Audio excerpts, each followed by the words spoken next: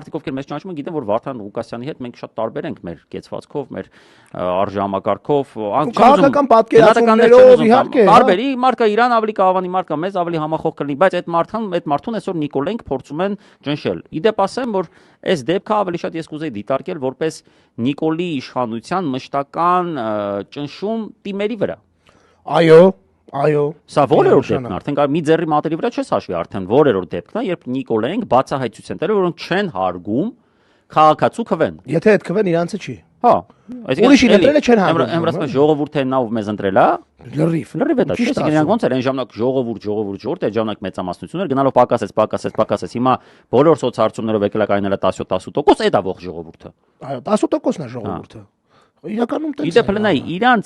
իրանց իշխանության օրոք, իրանց ողջ ռեպրեսիվ եւ ադմինիստրատիվ ռեսուրսի փողերի այդ ամենի պայմաններում այդքան տղեր եկել կարել են իրանց, այսինքն ակնհայտ է, ջուր չի կեղծվել այդ ընտրությունը։